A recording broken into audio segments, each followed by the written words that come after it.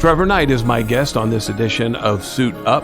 Trevor was on top of the world as the starting quarterback at Oklahoma, having been propositioned, if you will, by singing sensation Katy Perry one Saturday morning on ESPN's College Game Day.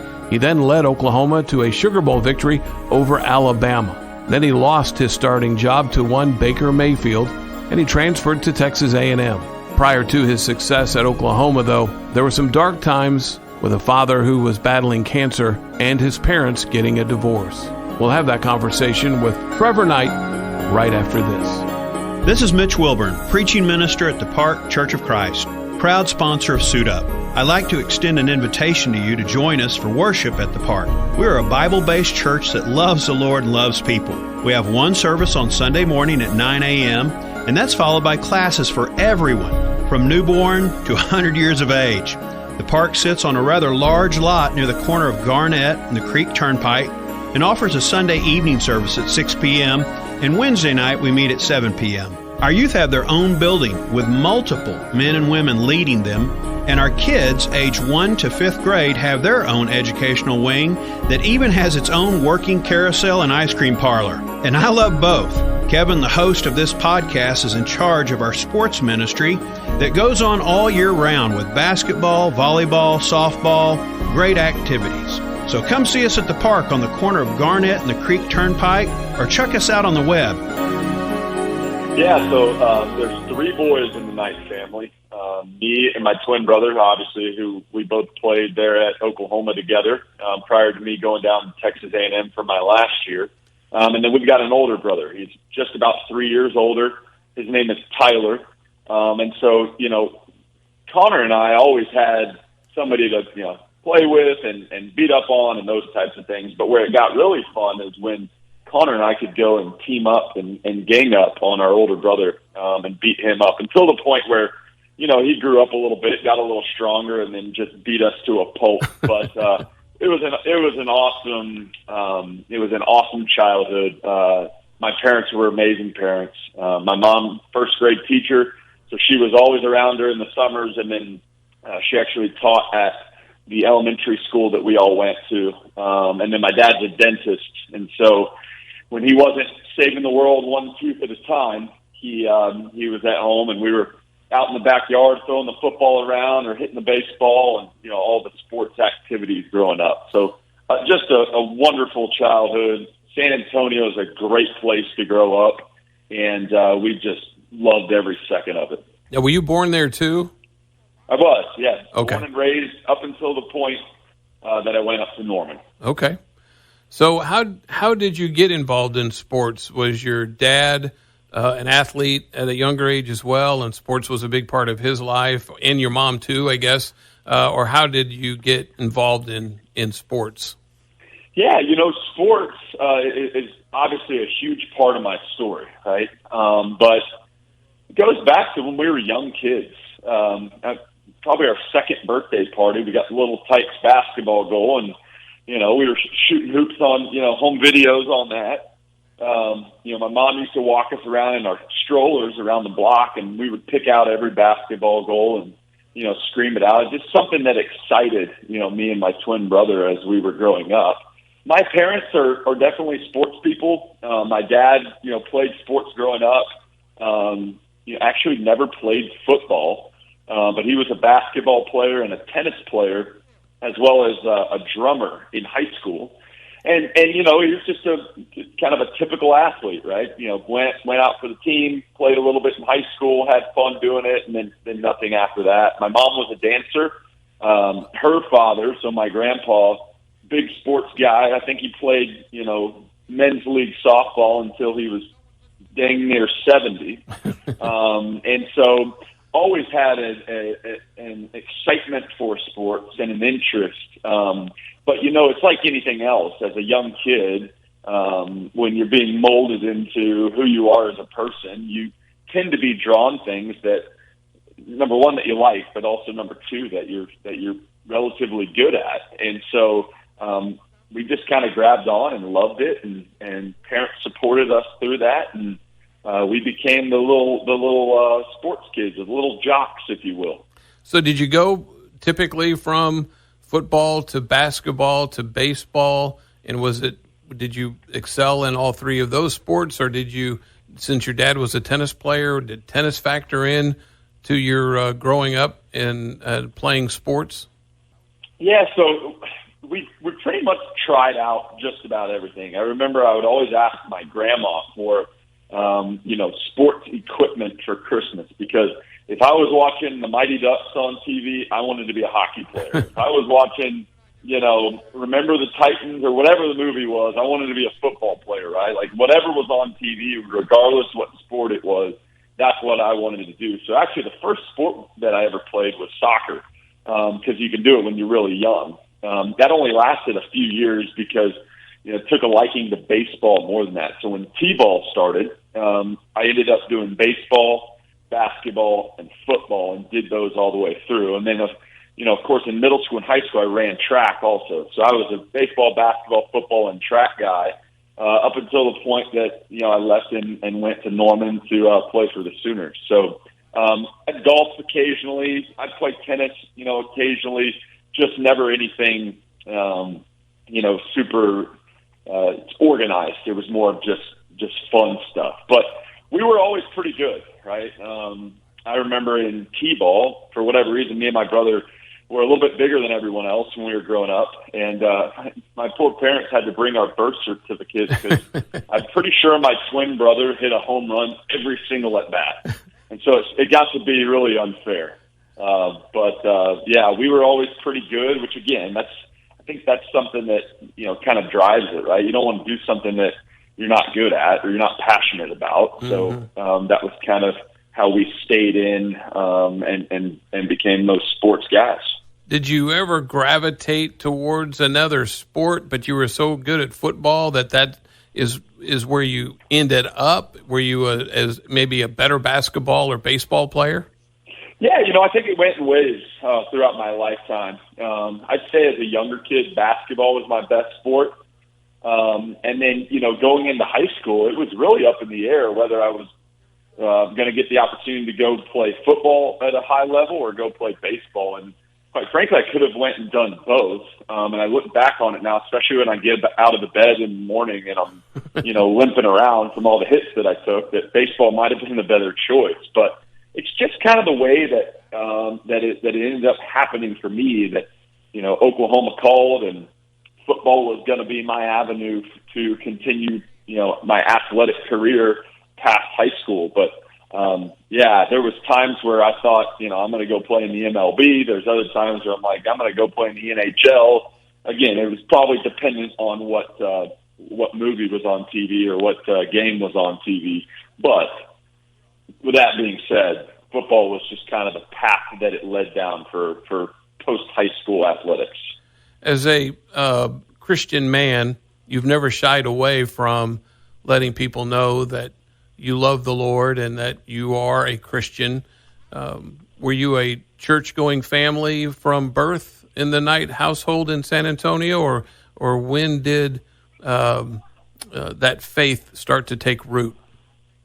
Yeah, well, I mentioned that, sports plays and continues to play a huge piece of my testimony, right? It is the foundation for how God has used sports to shape my life. And so, going back to a young age, we had some friends that we played on their team, and they invited us to go to my home church in San Antonio, Community Bible Church.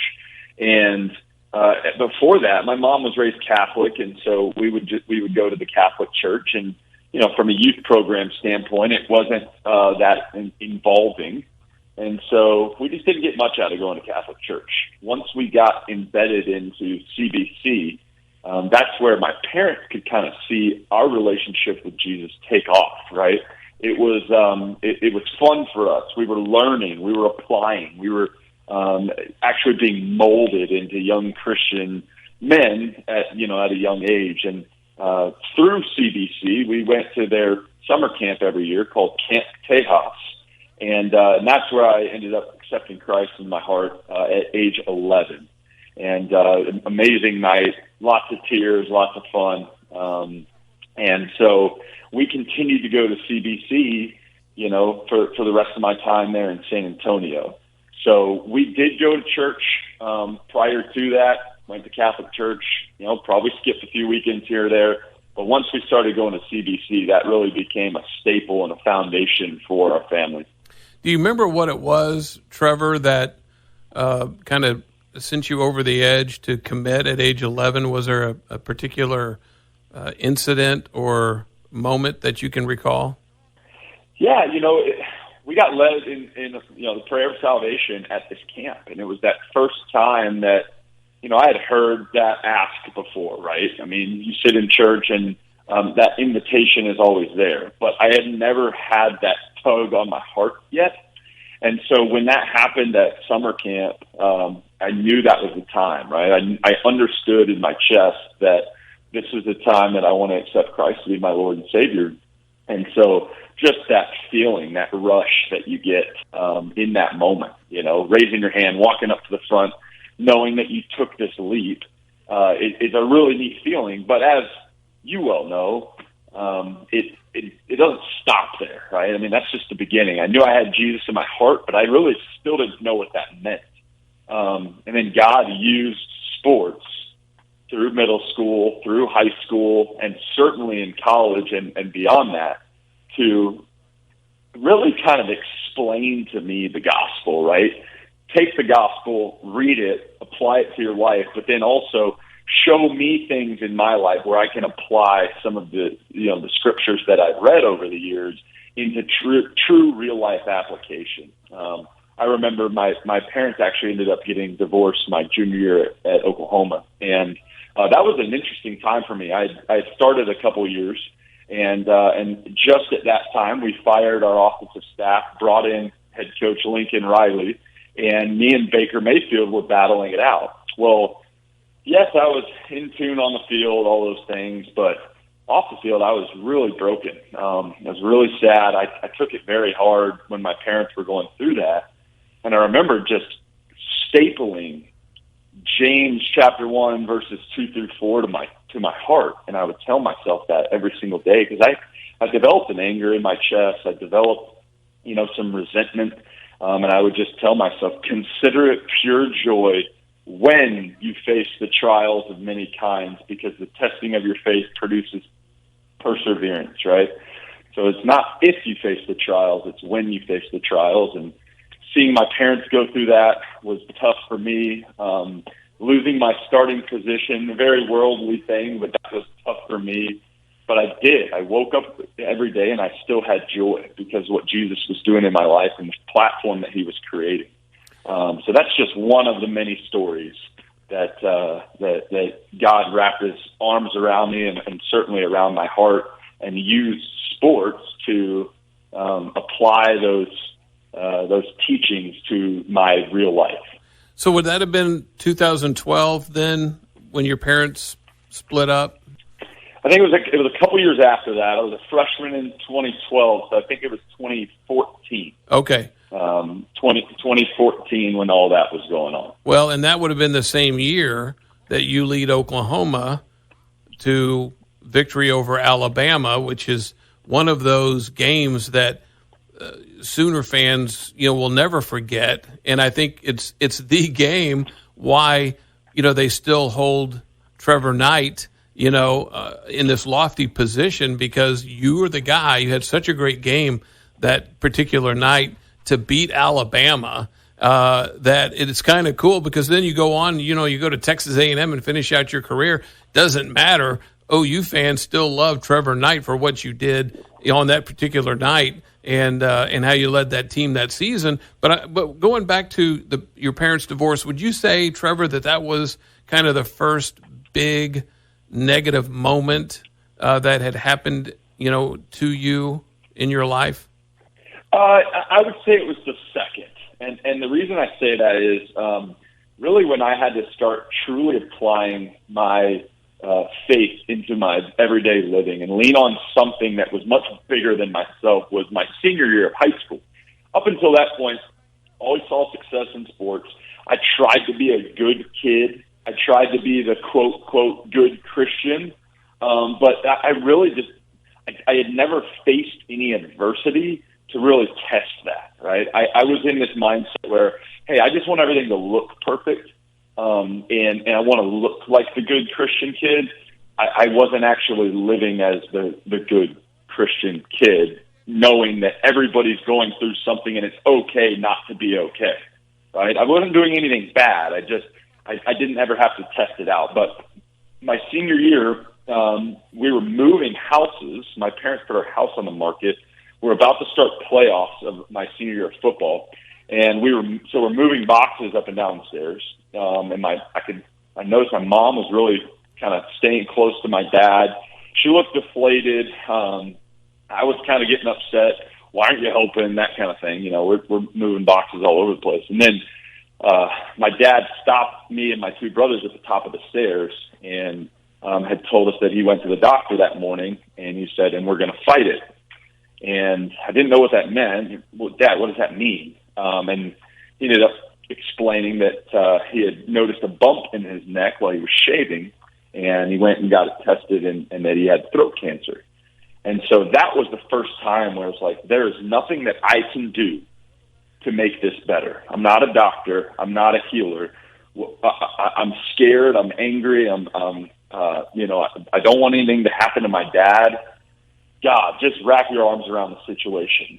Make me feel a peace and a joy that surpasses all understanding. And he did. And he allowed me to, be encouraging to my dad. And he reminded me just in my chest that it's not about sickness. It's not about, the circumstances of this lifetime, that he's on his throne and eternity is at stake. And cool story, back to the sports world. I had graduated high school early, soon after that diagnosis, and I was going to go up to Norman early, do an early enrollee deal. Well, numbers didn't work out, and so long story short, I didn't get to go up there early. But what that allowed me to do was sit at home, work out, I put on some good weight, but I also got to sit with my dad at all of his cancer treatments. We had amazing life talks. We had amazing talks about our faith.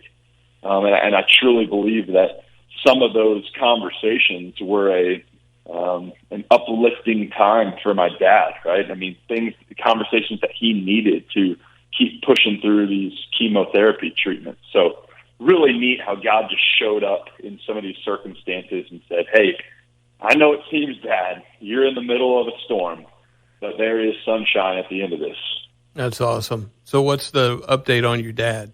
My dad ended up doing a very difficult treatment of chemo. He had 6 rounds of chemo, and then he did 6 weeks of radiation, got really, really sick. They had to put a feeding tube in, of course, because it was, throat cancer, and he ended up beating it.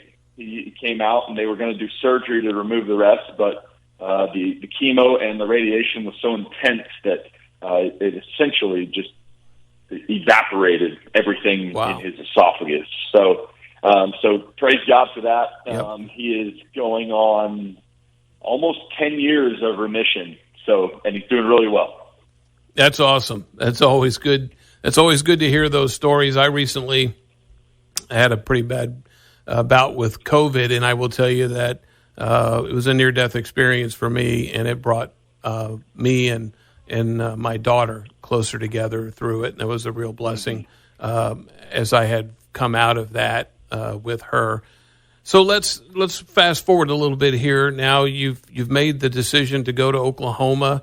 You redshirt your freshman year. You get the starting nod your second year, and then some things start to happen.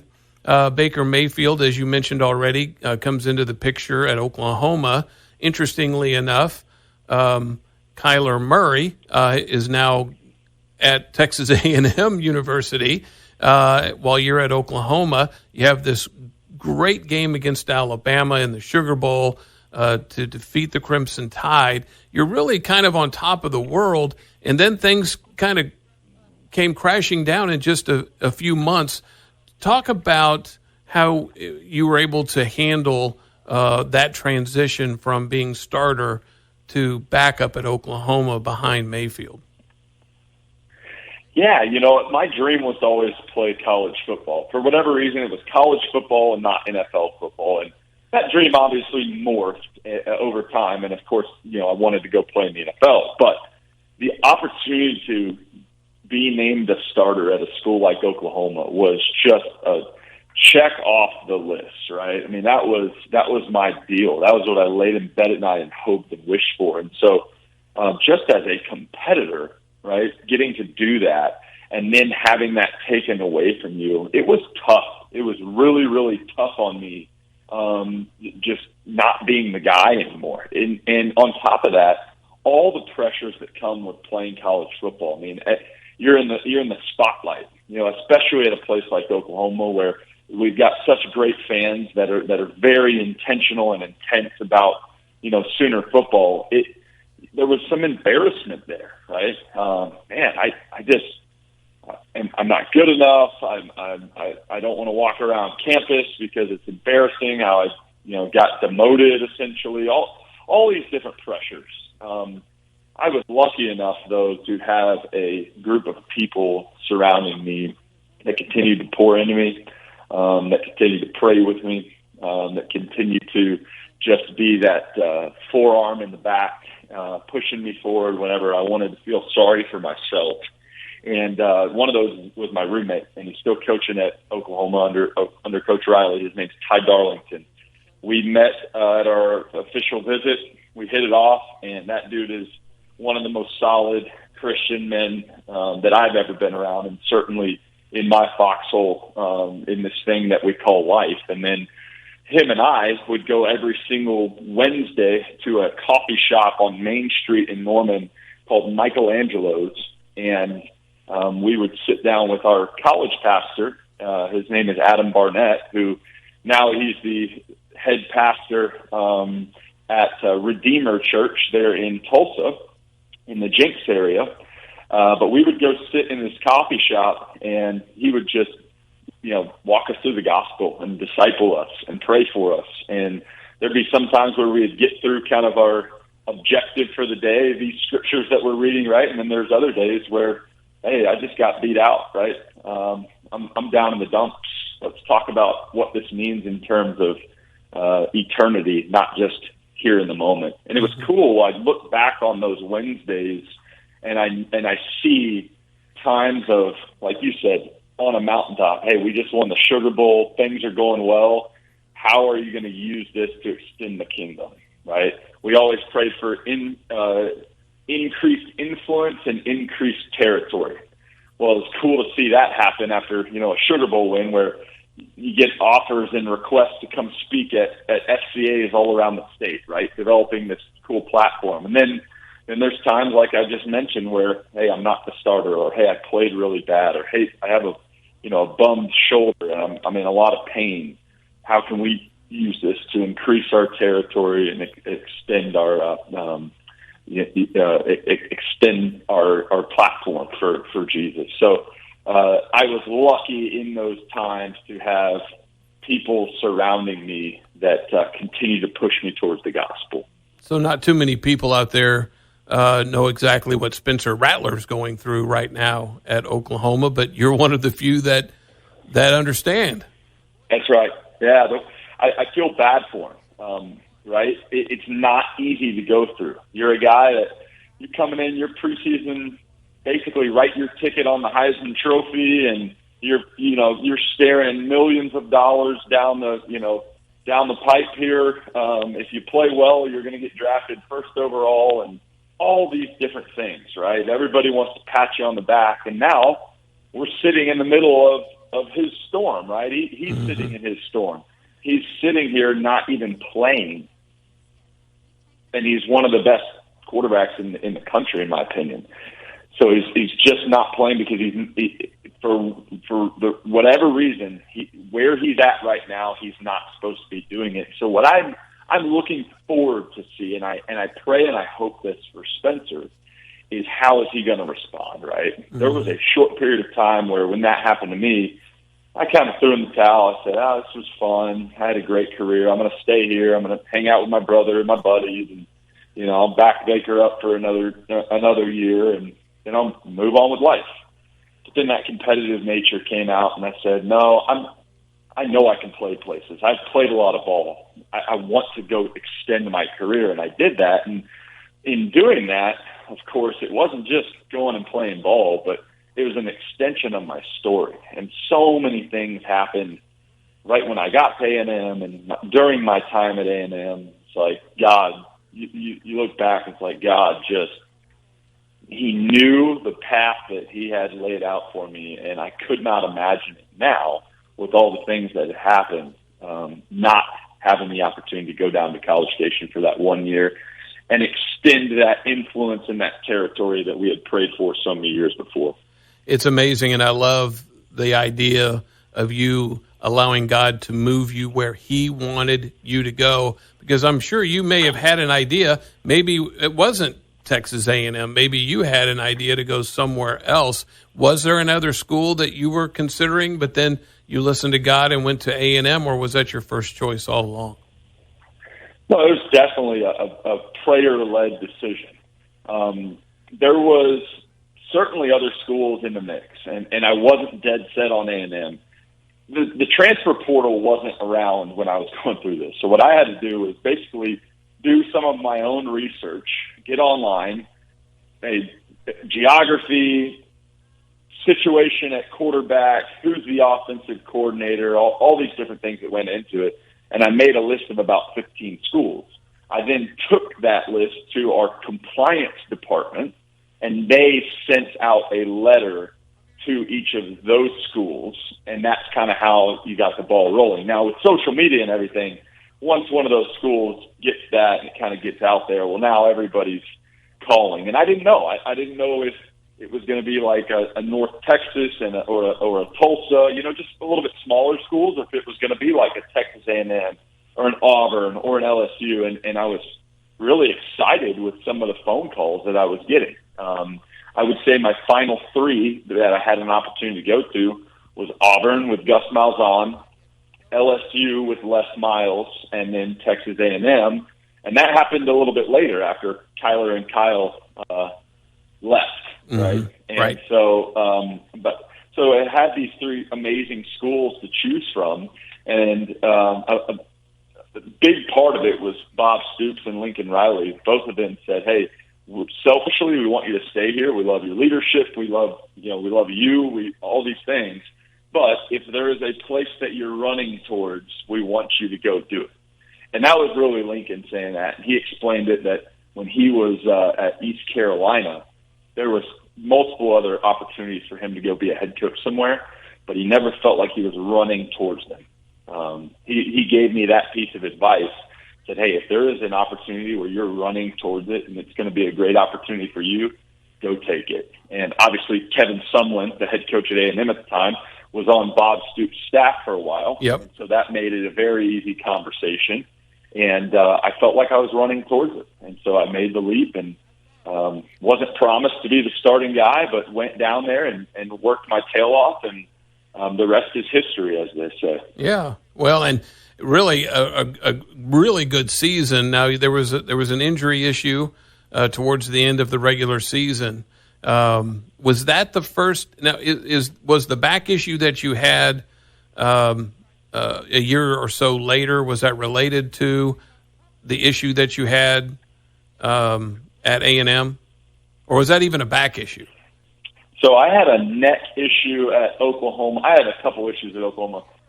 Shoulder issue. I dislocated my shoulder, I think, 7 times throughout a couple of those seasons that I was playing at Oklahoma, and I just played through that. Then I got essentially temporarily paralyzed against Baylor in 2014, got carted off the field and was out for a couple weeks. Tried to come back and play in a bowl game against Clemson, and that was just a nightmare of a game, which essentially led to bringing in Lincoln Riley after we got rid of our offensive staff that year. And then get down to A&M, I hurt my throwing shoulder against Mississippi State. We were 7-1, number 4 in the first college football playoff rankings, and we went down to Starkville and lost that game. I was out the next 2 games, and then came back for senior night. We lost to LSU, and then we ended up losing our bowl game to Kansas State. So started off as a really, really good year. We were 6-0, and then, with injury and some other things, we ended up 8-5, which, that obviously, those type of things haunt you because you only get a couple seasons to leave your mark. Mm-hmm. But overall, still incredible season, incredible teammates, and amazing for me to go extend my dream and my career playing down at A&M. Now, I'm going to back up just a little bit here and go back to OU because I've got to ask the question. And I know you're a married man now, and your wife may hear this, and she's not going to want to hear you, go into any great detail about, Katy Perry and the daughter from Duck Dynasty. But there was a time there when you were at OU that you were kind of like the most eligible bachelor, in the United States. And so, talk about at least those two women that caught headlines and what happened there. Yeah, that's kind of a part of what makes college football so fun, right? It's just the fanship, the passion, and then some fun little things like that. I tell you, I get more questions regarding the Katy Perry deal than any game I ever played, any pass I ever threw, anything, period. It's hilarious. But yeah, Katy Perry, she was picking our game against TCU. She was in Oxford at the Ole Miss game. She was a celebrity picker, and, she gets on there and says, Trevor Knight, call me. Well, of course, my phone's blowing up. Blake Bell was my roommate. We were watching it live on TV, prior to our game, and he's jumping around on the bed, going crazy, and it was. Well, she had a picture of you too. Absolutely nuts. Didn't she have? She had a picture of me. Yeah. Yeah, which it was cool because a lot of people from high school and growing up that I would really have no other reason to talk to just because you grow apart, and but you are connected on Facebook or whatever. They'd see that and they'd send it to me, so it allowed me to honestly catch up with a lot of people because it was fun to talk about. But that was fun. Still get a lot of questions about that. And then, the Duck Dynasty, Sadie, we hung out a few times, and amazing girl, amazing woman of Christ, and what she's doing in her ministry now is fun to watch from afar. But it was those types of things were fun going through the college football landscape. Well, and listen, it's not like things dropped off for you, and we'll get to your former Dallas Cowboy cheerleader wife here in a minute. But I want to go back to the NFL draft, and you had already mentioned that playing in the NFL wasn't, the main goal for you. You wanted to play college football, but now all of a sudden there's maybe an opportunity to play in the NFL. You went undrafted, but signed to play with Arizona. And so tell me about that. Was there then a time where you thought, well, maybe I'll get drafted and the NFL is going to be my next phase of life? Yeah, based off of the NFL Combine, which was an amazing experience, and I performed really well there. I was essentially first in every statistical category and every event at the Combine, other than maybe one, amongst all quarterbacks. And you had Pat Mahomes, you had Deshaun Watson, you had some big names there, right? Yeah. Between that and then I had a good throwing session at senior day, and it worked out for a couple teams. And based off of conversations with my agent and those teams, a lot of them are saying, hey, you may be a later round pick, but we want to take you. We want to take you all the way up until, day 3 of the draft. I'm sitting there on the phone, and I've got, several coaches texting me, hey, we've got a pick coming up here in the 6th round. We're going to take you.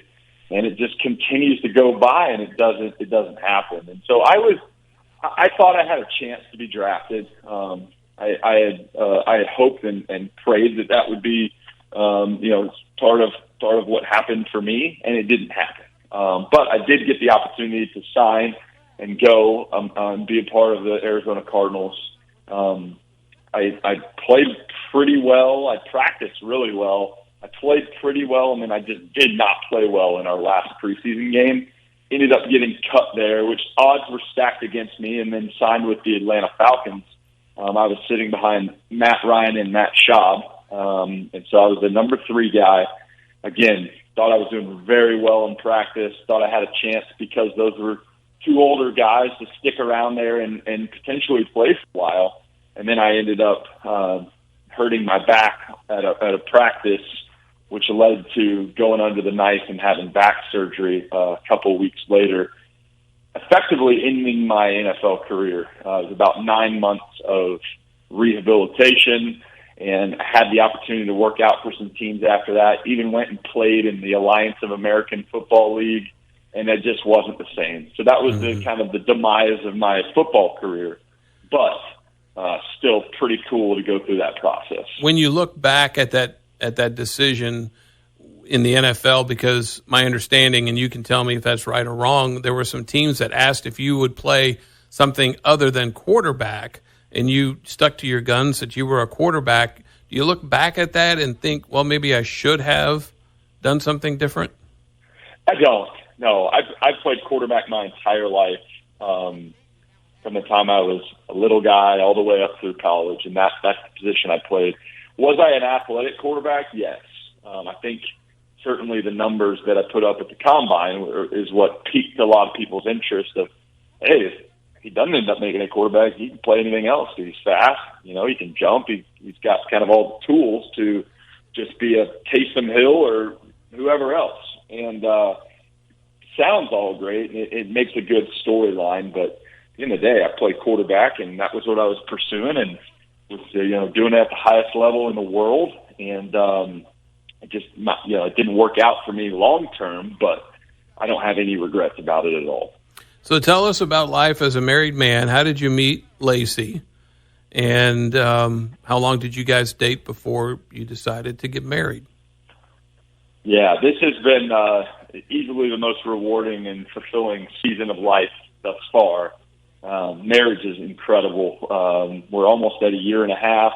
We've got a little baby boy on the way that's due in March, and it's been just an absolute blast. But Lacey and I met through mutual friends while she was just starting to cheer for the Cowboys, and we were essentially just friends for a better part of 4 years. We'd check in every once in a while and see how each other were doing, but we were both chasing our dreams. I was playing ball and at Oklahoma, and then at A&M, and then in the NFL, and she was chasing her dance dream of being a professional cheerleader, and so it's cool how God allowed us to be friends and kind of be a part of each other's lives in a very small way, but was not ready to quite turn that switch on to where we would pursue each other and figure out that that's the person God had for our lives in marriage.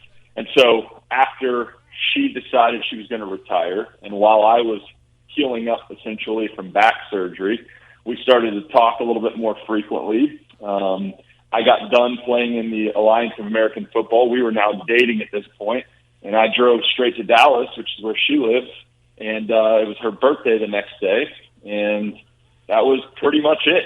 We celebrated her birthday with a bunch of friends.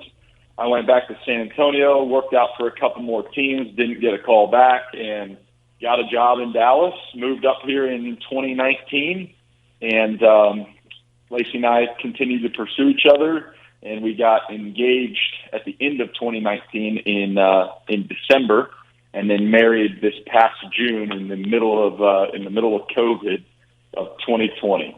And so now we live in North Dallas together. We bought a house up here in January.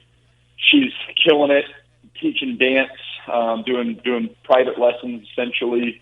She also does a little Pilates instruction just for fun. And we're just gearing up for our little man to come along in March of 2022. Now, have you already come up with a name, or is that still to be determined?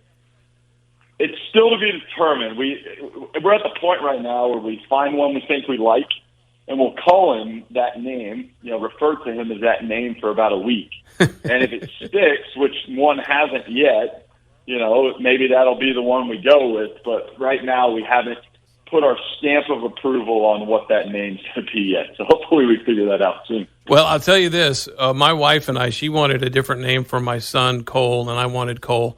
And so we're watching Florida State play football, and they had a kicker named Cole Ford. And he was attempting a game winner. It was like a 50-yarder. And I said, hey, if he makes it, we go with Cole. If he misses it, we go with your name. How about that? She agreed. And so then, all the way up until the birth, right? Then all of a sudden, the nurse comes over. She's been in labor, right? She's the one who gave birth to this little baby boy. And then she says, well, what's his name? And I said, Cole. And my wife goes, no, not so fast. And I was like, how am I going to argue, right? She just went through labor. And I went, okay. So she said, we'll give you a name in the morning before we leave. And so it ended up being Cole. But I just thought, even if she agrees to a name you like, after she goes through labor, that may change. So just be prepared for that. There we go. That's an amazing story. I need to find a name I like and figure out if there's a kicker in the NFL then. Yeah, and make sure he's a good one so that, chances are that he'll make the field goal. All right, now listen, before I let you go, I want you to tell our listeners you're a part of a really good podcast. You and Bryce Petty, former Baylor and NFL quarterback, talk football. How can folks tune into your podcast?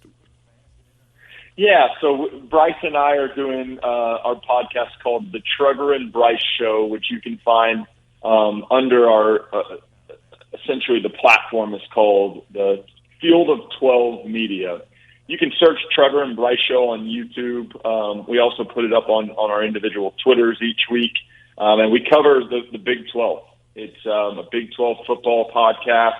We talk about everything that happened that week in the games. We talk about, like this week, Gary Patterson got let go as a head coach at TCU. So we'll unpack that. It's just a lot of fun. It's casual. It's something that you can listen to on your way to work or sitting down in the evenings if you just want to get some updates on everything happening within the Big 12. And of course, we share our stories and thoughts of our time playing in the Big 12, and it's a lot of fun. Bryce, my esteemed colleague, I call him, is awesome. He's got a lot of cool knowledge of the game, but also a lot of great stories and success stories of his time at Baylor, and then, of course, myself at Oklahoma. So I'd love if all you guys out there listening would tune in and let us know what you think on Twitter.